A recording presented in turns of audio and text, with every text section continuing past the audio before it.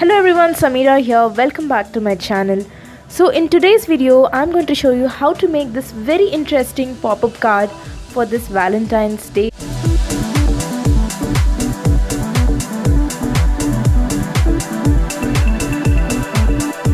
For making this greeting card, here's how you need to draw the template on paper first. You can just pause the video here and draw this template onto the paper according to the dimensions shown, or you can head on to my website saminspire.me. There you have the template, you can download it and you can copy the template from there also.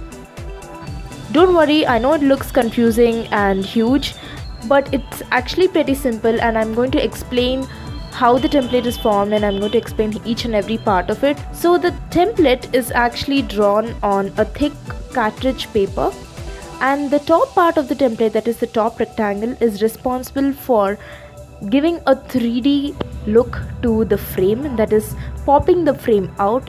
So this is the photo that I'm using, and the top rectangle is actually used to pop the photo.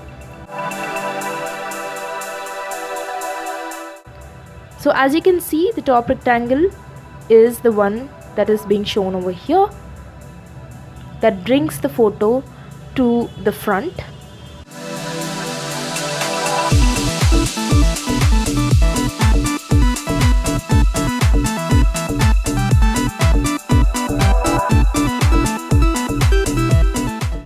Now two portions must be removed entirely from this template, which I am marking with the into mark over here. Here's what it looks like once it's cut.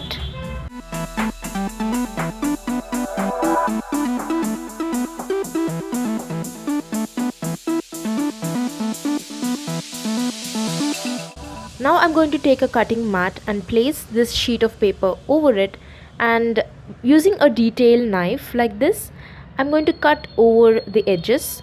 Now to avoid confusion as to which parts should be cut and which shouldn't, you can check the template that was shown in the beginning of the video, or which is present in my website, wherein the solid lines are the parts which have to be cut and the dotted lines are the ones that have to be folded.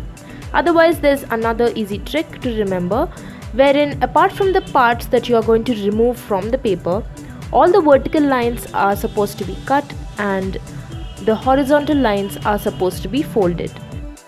Also, it is advisable to use a thick paper for this greeting card, not a regular A4 size paper. Here I used a white Catridge sheet. Catridge sheet is very easy to find. You can find it in any art store. Just ask for a Catridge sheet and they will give you. They are mainly used by architecture students.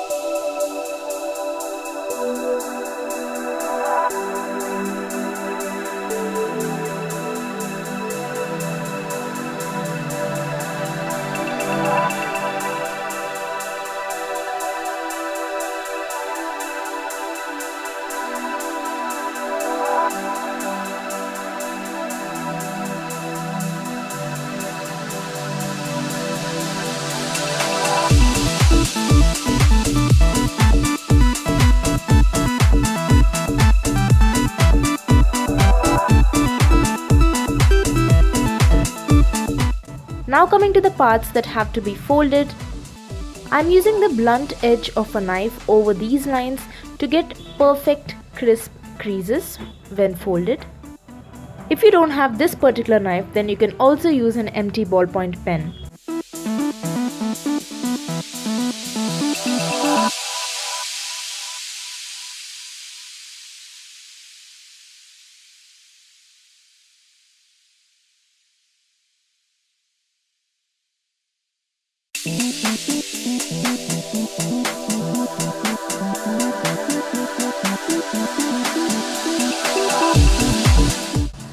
Here there are two types of foldings that I do. One is called the peak fold and one is called the valley fold.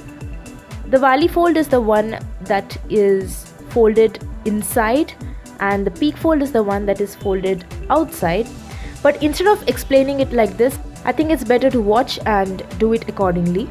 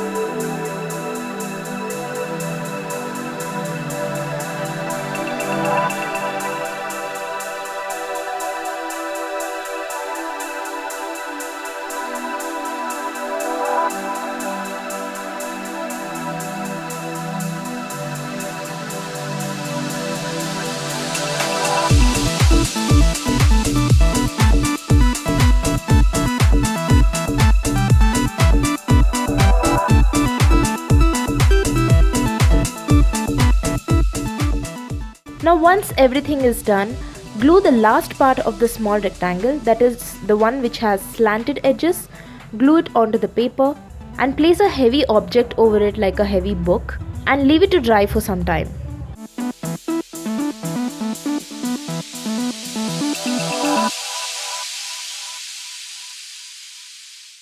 After that, you can open the card and take the photo that you want to insert into the frame and place it inside the frame using glue.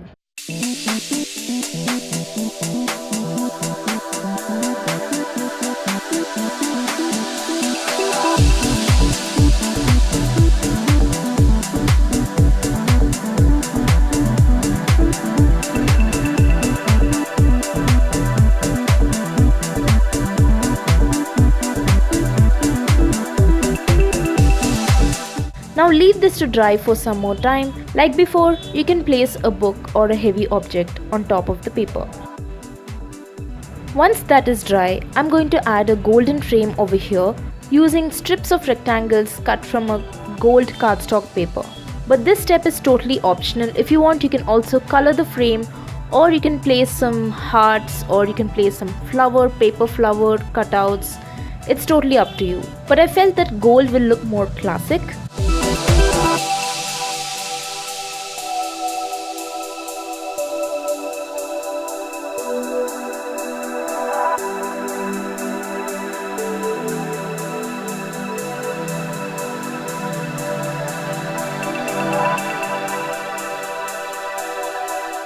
Once that's done, we are going to place the letters onto the smaller pop-up rectangle, and once the letters are dry, I'm going to stick this onto a cardstock paper. For that, first I'm going to stick one side of the paper, and once that is completely dry, I'm going to stick the second side of this paper onto the second side of the cardstock paper.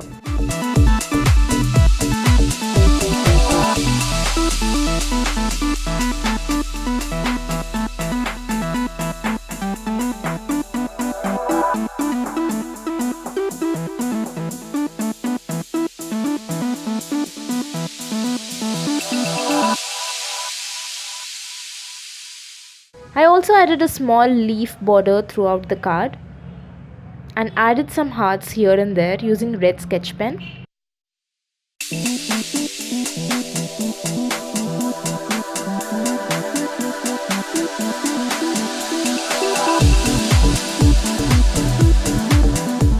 To finish off the card, I used a jute thread to tie the card, and after knotting it, I placed a blue flower on the top.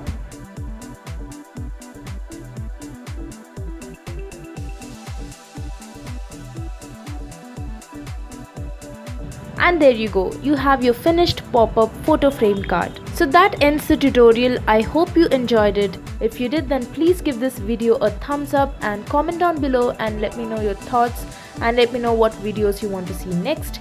And don't forget to subscribe to my channel so that you won't miss out my upcoming videos. I'll see you guys in my next video, but until then, make sure to check my blog because I am going to be updating it every week with new posts, not only regarding art and craft but also about many other things. That's it guys, I'll see you next week with another video. Bye!